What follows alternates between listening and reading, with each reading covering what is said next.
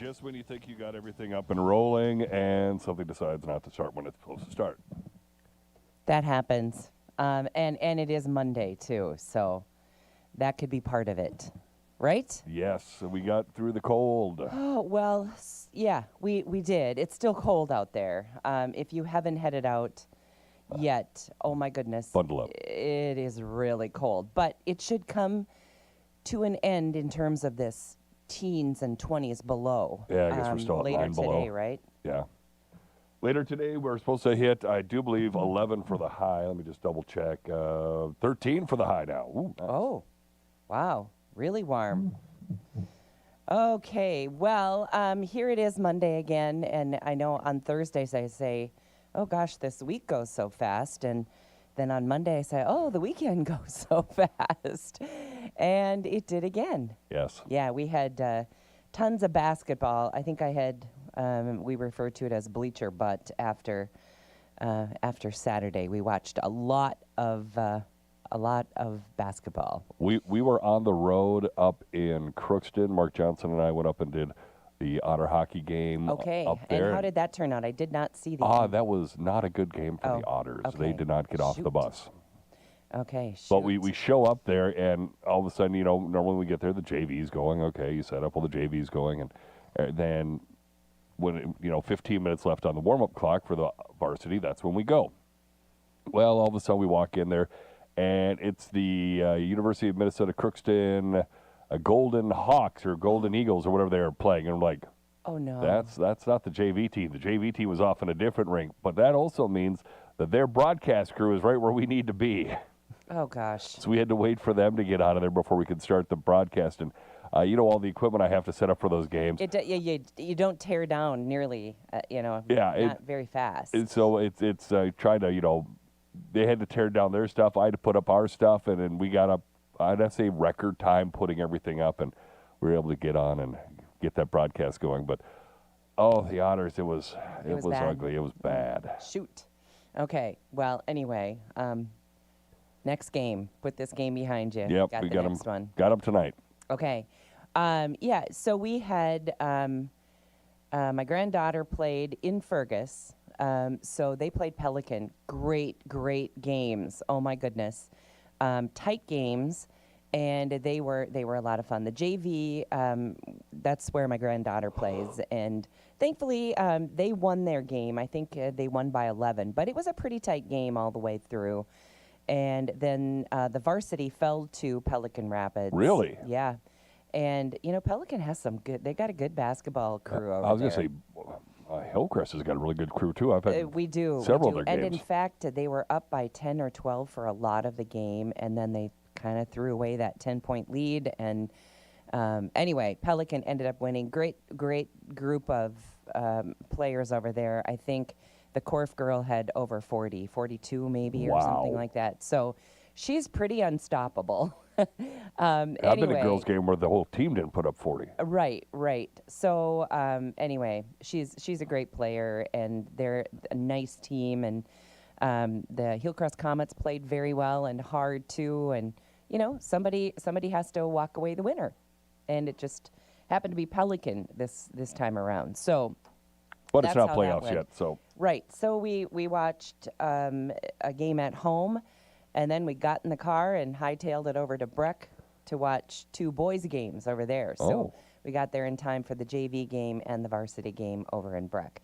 And by the way, there was, and I hope she's tuned in this morning, a nice young lady from Breck, I assume, and I'm pretty sure I know who she is, because it was Parents' Night, and I think I saw her walk out when her son was announced, who at one time had played at Hillcrest. Oh, okay. And his brother played at Hillcrest, too. Great basketball players.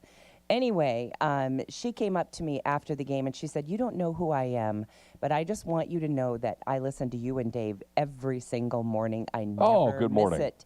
So, good morning. And I'm sorry I don't know her name, but when I was telling my grandsons about it after the game, they're like, "Oh, yeah, we know her. She's super nice." And they're right. She was. Anyway, so I hope she's tuned in this morning. She said she never misses. So thanks for the kind words. We always like to hear that. I told her, well, at least we know somebody's listening when we go to work on Monday, A- right? And if you miss us live, you can always watch the Yes. stream. Yep, absolutely. So anyway, we always love that, when people have those kind words for us. So that was Yeah. really nice. Thought I'd pass that along to you. Well, another big weekend. Well, big weekend in football. Let's start with the good stuff, right? Yeah, let's hold off on the other stuff. Yeah. Okay. So the good stuff is we know who's going to the Super Bowl, and I don't know. I picked both teams. You did, and I don't really personally have a horse in this race, but if you live at my house, those are the two teams that we were cheering for, or that, and I always cheer for whatever John's cheering for. And those are the two teams. He's long been a Patriots fan. And, the Patriots, after Tom Brady leaves, and they had some work to do to kind of rebuild their team. And they kind of did that. They rebuilt it from the ground up, kind of. I think they were 4-13 last year. Yeah. And so it's kind of fun to see them come back and now go to the Super Bowl again. And then to have the Seahawks. Yep. I think that there's another team that, let's see, did these two teams meet? I think it was like 11 years ago. Yeah, they were. Everybody was like, you should have handed the ball off to Marshawn Lynch, and they threw the ball and it got intercepted in the end zone. Okay. Last play of the game. Okay, and that was about 11 years ago. So these two teams have not met in the Super Bowl since then. So this will be a good rematch of sorts. And I've So- got a lot of family up in the Northwest region. I thought of you when the yep. Washington, Oregon area, and of course they're all big Seahawks fans. So Plus, they were great games. yeah, that was one of the other surprising things. Is normally there's at least one blowout, but they're both really close Really good. games. I know, really good games. And I feel like all the playoff games coming up to this have been good too. So it's been a good season of playoff football for sure. It has. I Even think, college, pros, whatever you watch. yeah. It's been fun to see that. I think the only blowout is when the Bears blew out the Packers. That one Yeah. stung a little bit. Yeah, and not expected. No. Or Well, I mean, the Packers had a Tolerated. lot of injuries, but then again, everybody's got injuries, so you can't Right. blame your and loss then on the injuries. weather turned Oh, so that crazy, didn't it? Oh, that Denver game. Oh, yeah. Yes. I mean, it started out with green grass, right? Yeah, and then as soon as we hit the third quarter, it just started snowing, and they showed a time lapse of the third quarter where it went from just a little flakes to a little more flakes. They found some friends, and then wow, look at this. Yeah, exactly. All right. Well, and then, of course, there was awful stuff that happened over the weekend as well. Another shooting in Minneapolis, St. Paul. I don't know how you feel. I think there are some. I want all the information to come out before I think that's understand everything. And I kind of feel like that is the way that they're heading, the administration, saying, we don't have all the details here. But of course, so- Fry and Walls are right out front, Right. blaming the government. Right. But there is some scuttlebutt, and I don't have this confirmed, but I think everyone has read about it or heard about it, and that is something called signal chats. And what that is, if you don't know, is there are people that are actually, when they see a group of ICE agents, they go on this signal chat, and then these other, antagonizers Can see that and then yeah. and then they're asked to show up at that particular place. Now, there's even some stuff that's surfacing out there, no confirmation, but that there might even be some of the Walz administration that is involved.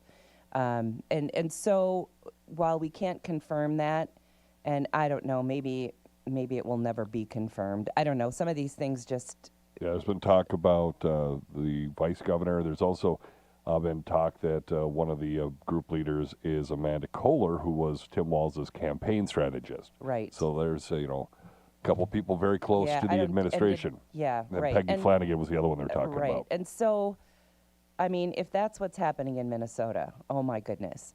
I don't know about you, but like this morning or maybe over the weekend, I'm I'm not wishing for ICE to quit doing their job, and I'm not wishing for them to hightail it out of Minneapolis, because I don't think that's what needs to No. be done. But I feel like there needs to be some kind of Step back. a step back, or just an opportunity, take a break for a second and have the feds meet with the city. Well, law you also have to enforcement. have city to sit down with them, because do. that's the start of this. Absolutely. And so you need to bring Minneapolis law enforcement and the feds together, and then ICE as well. And they all need to come to some agreement to work together to make it a safer way to do business. 'Cause- Now, that said, they could do their business safely.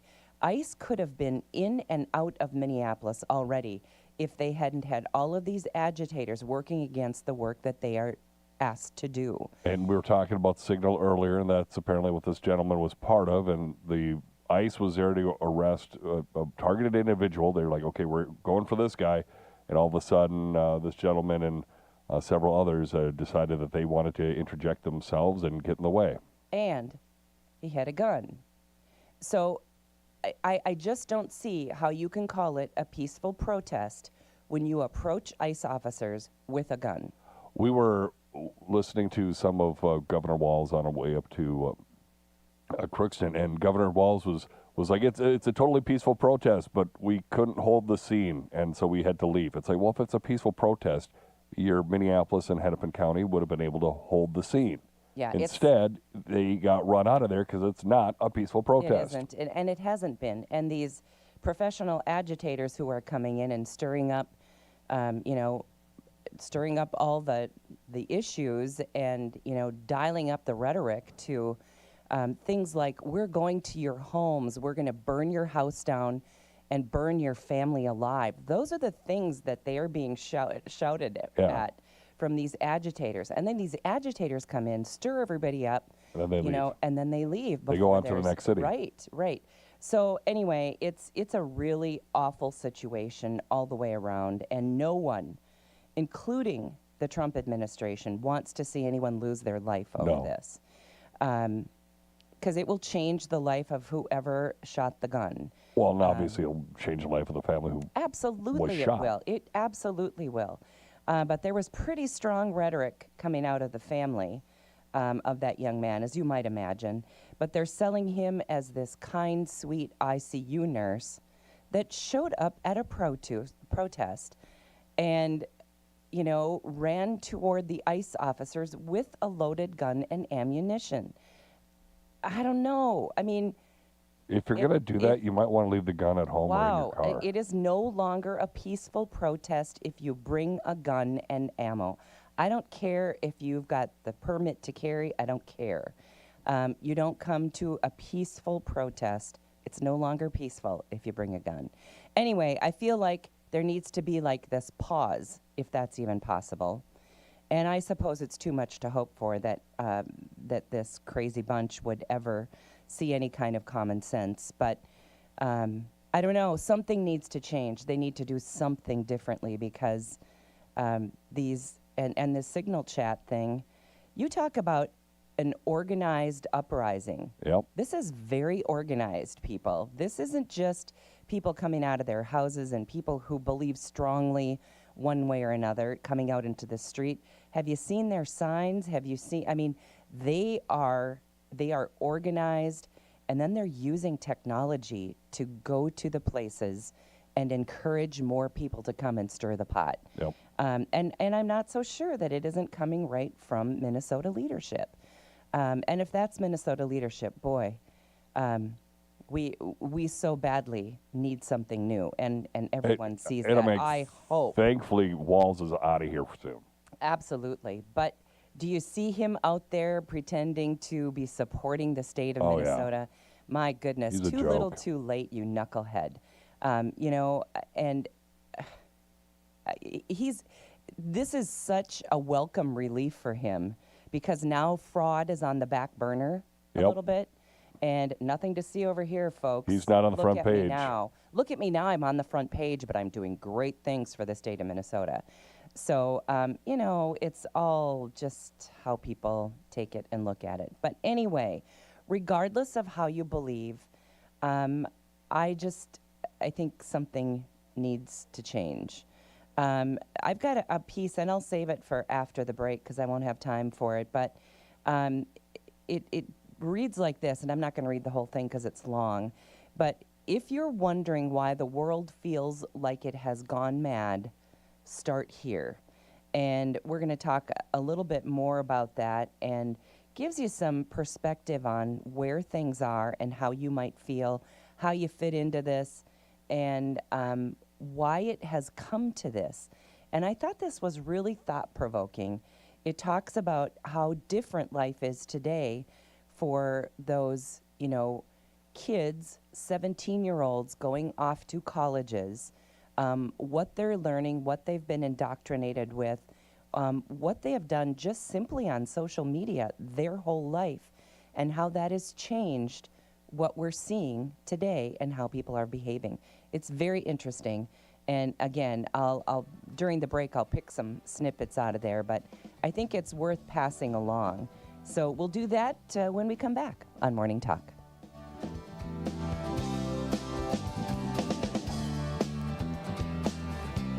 Back with more Morning Talk with Mary Dolan and Dave Bishop. Brought to you by Pioneer Care and Fergus Falls Monument Company. After the markets on News Talk 1250 KBRF. Depend on it.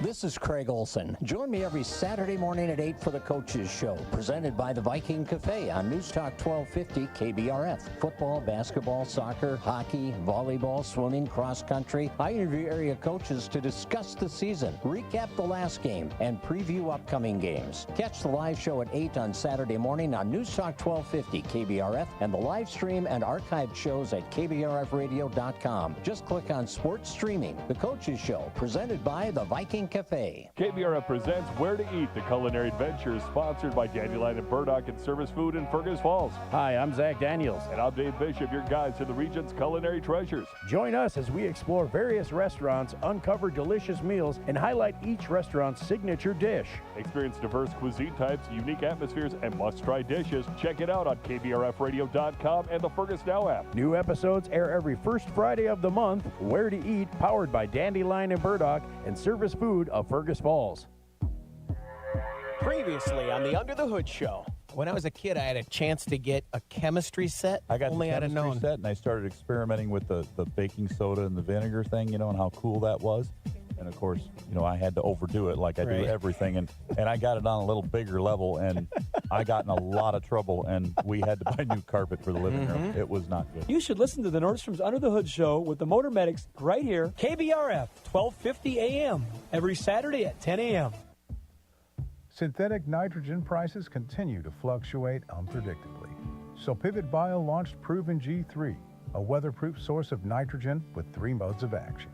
It's the lowest cost source of nitrogen on the market, helping growers replace nearly 30 pounds of nitrogen and delivering a nearly 2 bushel per acre yield increase in over 100 nationwide trials. That's performance your corn can always count on.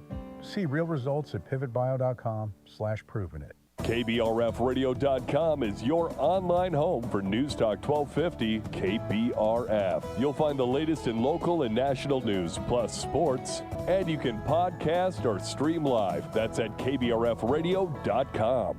Find out why the markets are moving. Get in-depth ag information with the Red River Farm Network on News Talk 1250 KBRF. Depend on it.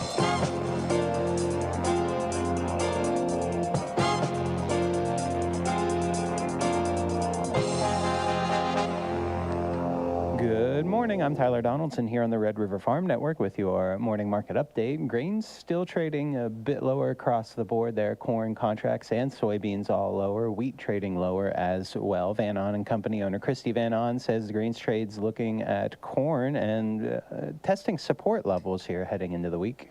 Corn did a really good job holding 420 out of this report, and that report was really bearish.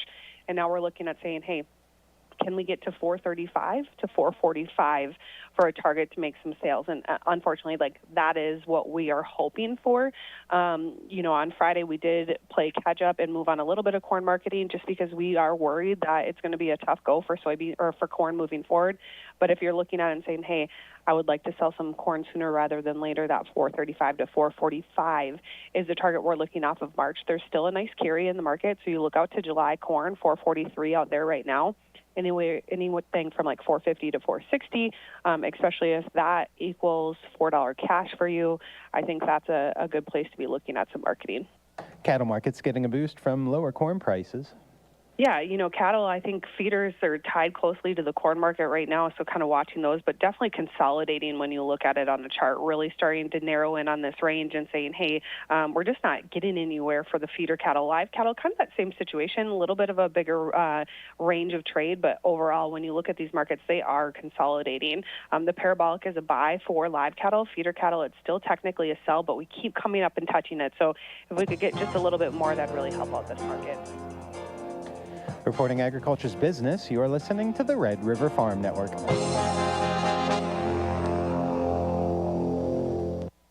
Don Wick here on behalf of the North Dakota Gelbvieh Association. I'm catching up with Bailey March with Golden Buckle Gelbvieh. Bailey, why does your operation go with Gelbvieh? Yeah, so the Gelbvieh breed has a lot of good traits about them.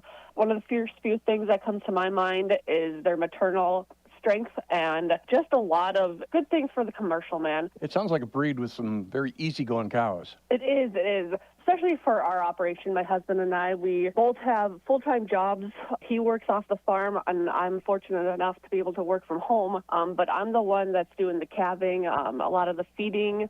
So it's really great to have cattle that kind of take care of themselves and are a little bit more self-efficient during that calving period too. And they have calves that get up and grow. So they definitely can't go wrong with putting a Gelbvieh bull or female to work in their herd. Smart, reliable, profitable. Gelbvieh cattle. Visit ndgelbviehassociation.com for more information. With that morning cup of coffee and the Red River Farm Network on the radio, you're ready to take on the day. Farming and ranching is a bottom line business, and we treat it that way at the Red River Farm Network. Our team of dedicated ag journalists include Don Wick, Tyler Donaldson, and Jamie Dickerman, plus ag meteorologist Drew Lerner. Farm news, markets, and weather from the #1 rated farm radio team in the region. We're the Red River Farm Network, and we're reporting agriculture's business. This is farm broadcaster Jamie Dickerman. Join the Red River Farm Network for exclusive coverage from the American Sugar Beet Growers Association annual meeting. We'll be in California reporting on the latest information from the beet industry. The Red River Farm Network coverage sponsored by the Red River Sugar Beet Growers Association, Amity Technology, and Red River Land Company. On air, online, and on the go, the Red River Farm Network is reporting agriculture's business. Checking quotes, May wheat Minneapolis is 2 1/4 lower to 584.5. Chicago May wheat down 4 1/4 at 535. KC wheat 6 1/2 lower, 534 1/4. March corns at 429 down 1.5 pennies. March soybeans trading 3 1/4 down at 1064 1/2. In Winnipeg, March canola is down 90 cents per metric ton to 650.80 Canadian. On the cattle side, February live cattle are $1.02 higher at 235.92. March feeders up 155 to 361.72. February hogs down 30 cents, trading 88.05. Reporting agriculture's business, you are listening to the Red River Farm Network. When a loved one passes, we understand that honoring and preserving your family legacy matters. Hi, I'm Ryan Welly with the Fergus Falls Monument Company. Creating your everlasting memorial is our specialty, and creating and crafting them locally is all that we do. Our inventory is extensive, so costs are manageable with the almost unlimited number of designs for you to choose. Your memorial preserves your family legacy with an everlasting warranty now and forever, guaranteed. Call us, visit us online at fergusfallsmonument.com. Memorials that matter. KBRFradio.com news. Get the news that matters delivered straight to your inbox. With KBRF Daily Headlines, you'll stay up to date on everything happening in your community. Sign up today and receive a roundup of the day's top stories all in one email. It's fast, convenient, and it's always free. From local updates to breaking news, KBRF brings you the headlines you need right at your fingertips. Visit KBRFradio.com and sign up for email news sent right to your inbox, delivered by Cooper's Office Supply. Dust off those bell-bottoms and tie-dye tops. The Fergus Falls Chamber is hosting a stellar team-building party Saturday, February 7th. Can you dig it? We're taking over Northern Air Lanes for the Battle of the Businesses bowling tournament. Groovy games, far-out prizes, and disco fever are stoked for the Super 70s celebration February 7th. Whether you're rolling strikes or gutter balls, it's all good vibes at the Chamber's Battle of the Businesses bowling. Boogie down to fergusfalls.com to sign up. That's fergusfalls.com. Peace out.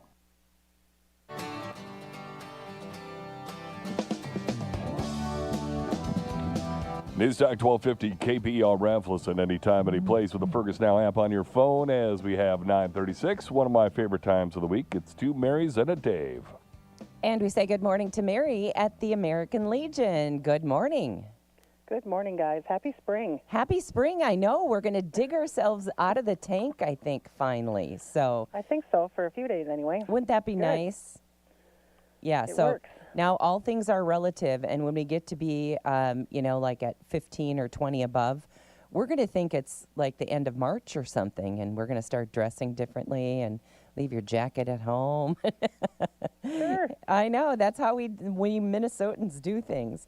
Well, anyway, you have provided some great comfort food over these last really cold days, and you're going to keep right on doing it this Wednesday through Saturday.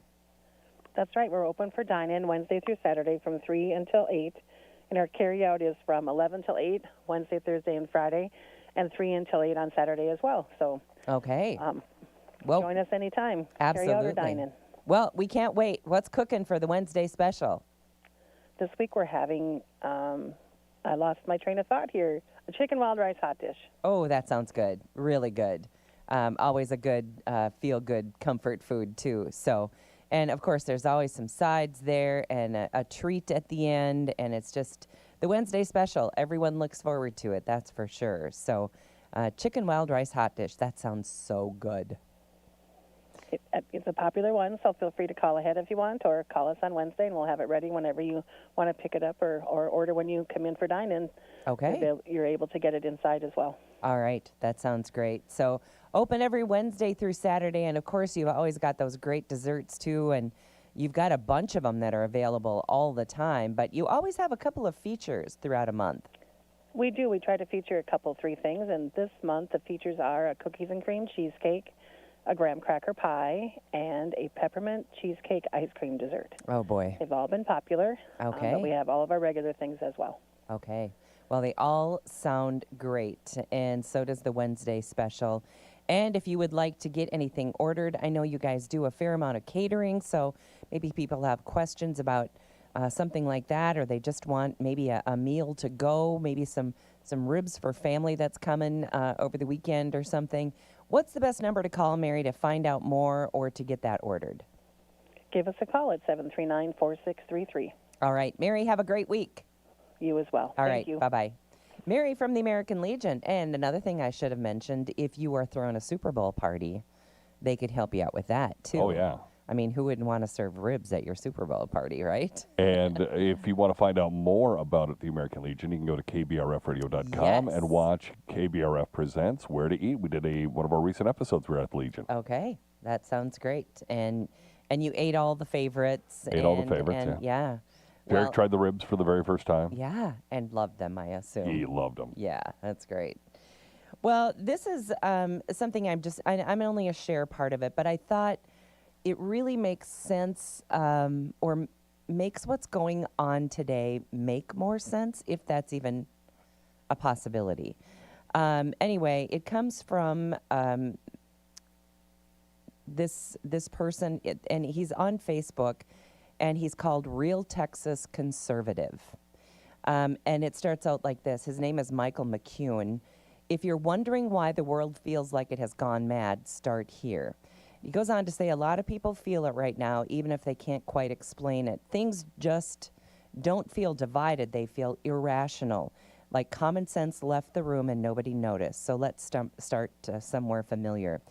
If you're a parent, think back to your child at age 17. Now, depending on your age, might be harder than it sounds. But anyway, if you're over 65, your 17-year-old likely grew up with real conversations, real consequences, real-world experiences, and a mostly offline childhood. I am that parent.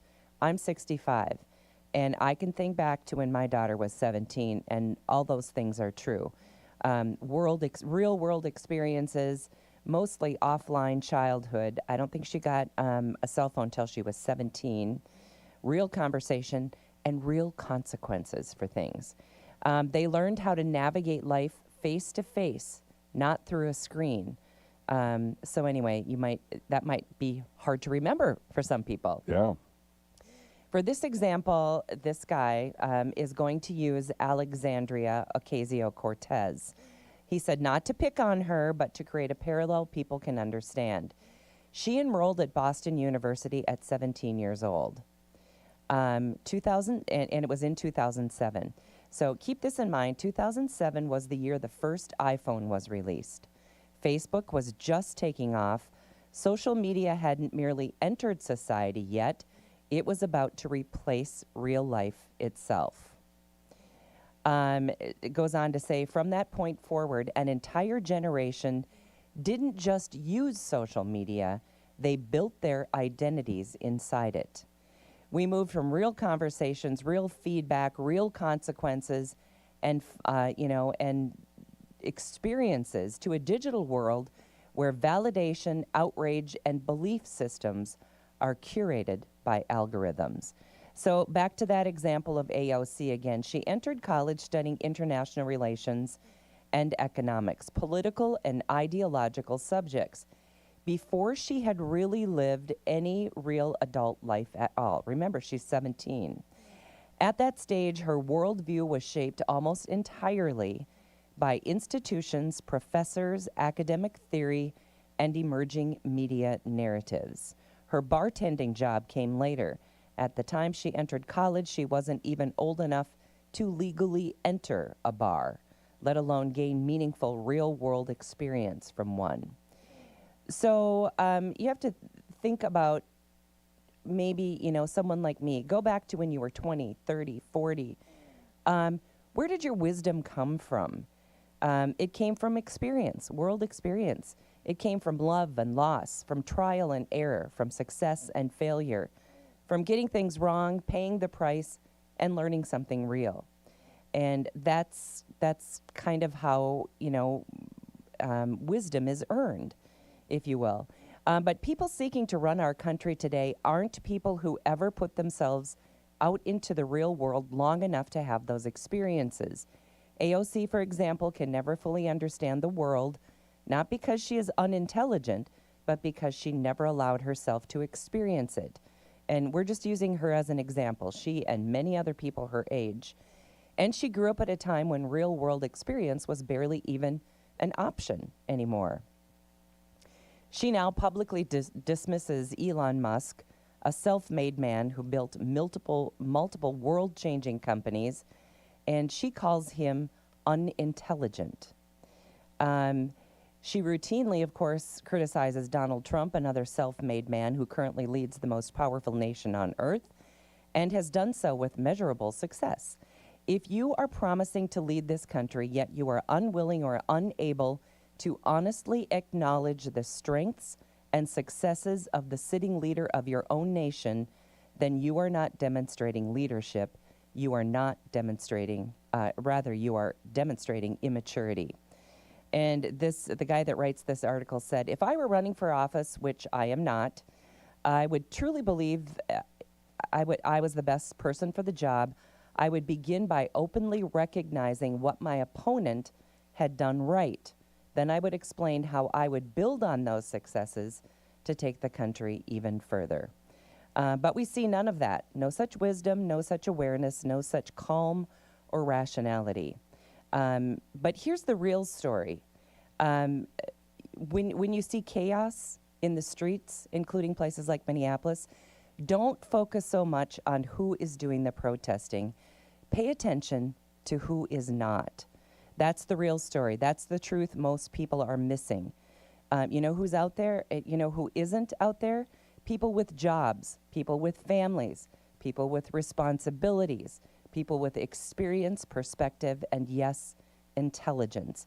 They don't stand outside in freezing temps, throwing rocks and bricks at authorized federal officers, doing the job for the American people and the one that they were mandating them to do. And now the hard truth. For those who have lived a full life, who are nearing retirement or already there, this guy says, I understand your fatigue. You've worked hard, raised families, built careers, and earned the right to enjoy the years ahead. You want to pass the nation forward and finally rest. Unfortunately, the next generation is not ready for that. So if you are uncomfortable, if you are feeling that fatigue, you can't give up. It means that you must remain vigilant and diligent. It means we cannot fall into the traps that are being set, traps designed to exhaust you, anger you, and make you uncomfortable. When people are uncomfortable, they tend to vote against whoever is currently in charge, in this case, Donald Trump. And so they're telling you, hold steady, especially throughout the midterms. If we hold the House and the Senate, this chaos will lose power quickly because it will no longer have leverage over the court of public opinion. So stay strong. Let your wisdom, your experience, your insight become the dominating force over the anarchy in the streets. So while it's hard, and I'm that person he's talking about, the people who could be retired, and we do get sick of it. We talk about it on this station. We do get tired of it. Yeah. But you can't lose hope in that. You have to keep fighting the fight and not falling into the rhetoric and voting for someone just because you're mad or angry or frustrated. You have to know the facts, and you have to know what the outcome could mean for this country. So I thought that was, lots of good things in there, and perspective to make us keep thinking about what's really going on and who you are and what your experience will, do to help you go forward. So anyway, I thought that was good. All right. On another note, I read this story.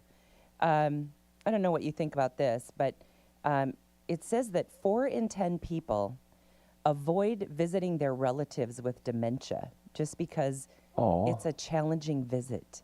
Isn't that sad? That is sad. Yeah. They say communication is difficult, and they're unsure how to communicate with that relative because often it doesn't make any sense, and they just don't know what to say or how to behave, so they stay away. Isn't that sad? Well, one thing you could do is you can ask, especially if they're in a facility, just ask the nurses there, hey, what's my best approach? Yeah, how can absolutely. I do this? Yeah, and I saw that, and I've been in that situation twice now with my parents, and you just roll with whatever. And there was a time when I would be embarrassed when she would say something goofy, to someone, and then I thought, it is what it is. It's the disease. There's nothing you can do about it, and I just would roll with whatever topic she would come up with. I would just run with it, and it didn't have to make sense. No. And they will tell you that with people that with dementia, never try to correct them, because it's never going to make sense to them. And the other thing I've always been told is don't come up to them and say, do you know who I am? Yeah, don't ever do that. Just say, hey. I would say, hey. Well, my mom always knew when I came in. It was the staff would laugh at it at Pioneer because I'd come walking in and you could hear her all over the floor, Mary, and everybody would say, Mary. So she always knew it was me, and that was great. But there was a lot of people she didn't know. Yep. And I would just say, oh, Mom, look, so-and-so is here. And that's a great point, too. But I read that, and sad, I probably could have left that out today, but I just thought it's worth saying to tell people that, oh, my gosh, don't stop visiting. Just go there and roll with the punches. You'll probably get a laugh or two out of the conversation, and there's nothing wrong with that either. Okay, did you see this? Totally shifting gears again. That American rock climber who climbed that. Oh, the Taipei? Oh, my goodness. Yeah.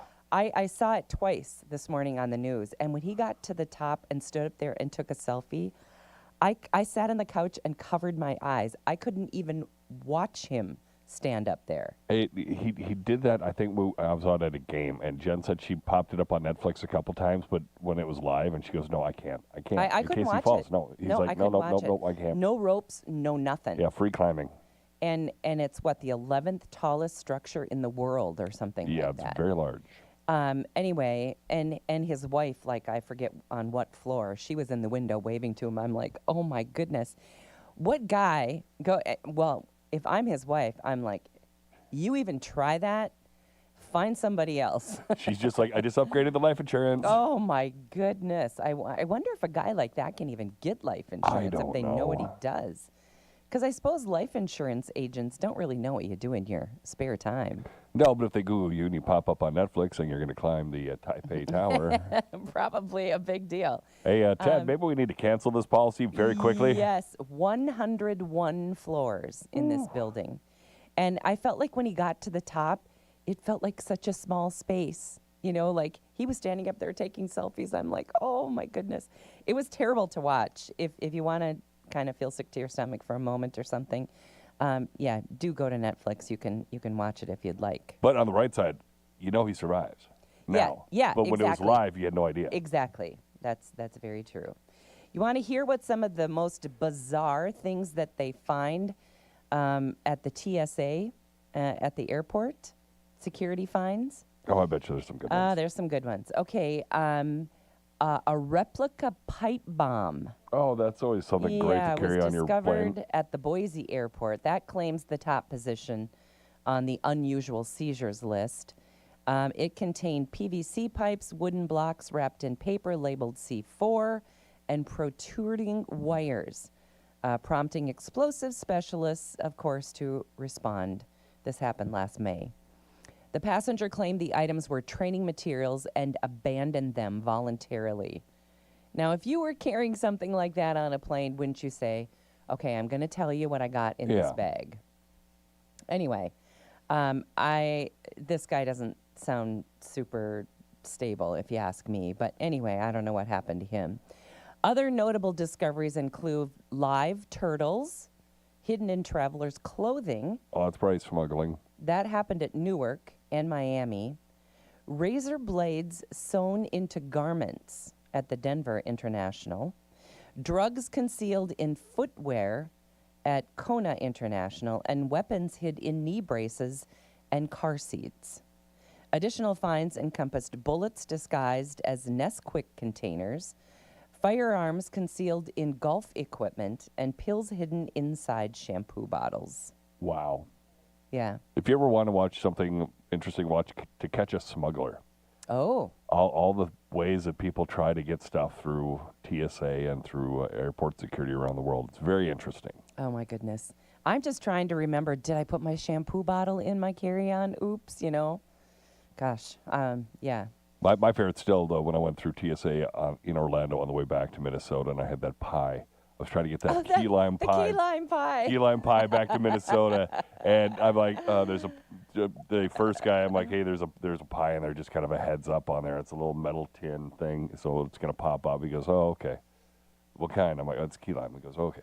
And then he passes it off to the X-ray tech, and he goes, apparently there's pie in there.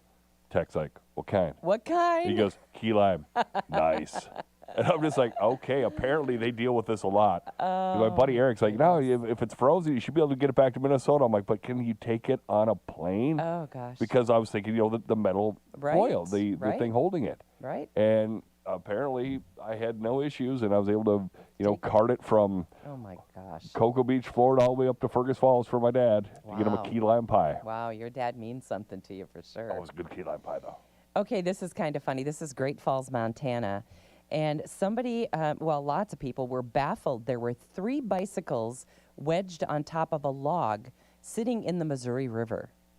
And so people, it was just got to be this big deal. And it was just, they don't know, they have no idea what it's all about, if it was just an elaborate prank. But it's become just, they're suggesting theories including urban art installation, elaborate prank, called it beautiful impromptu urban art. Anyway, are you seeing it? Yeah, it's kind of it's funny. like a down tree, and then there's just 3 bikes or 2 bikes and a little mini bike. Well, there is a place out by us at the lake, and if we leave our cabin on County Road 4 and go east toward Vergas, Minnesota, right across from, it's called the Paul Osborne Road, which will be on your right if you're heading east. Look directly off to the left, right across from the Paul Osborne Road, and in the middle of the woods, you will see a blue door. That's it.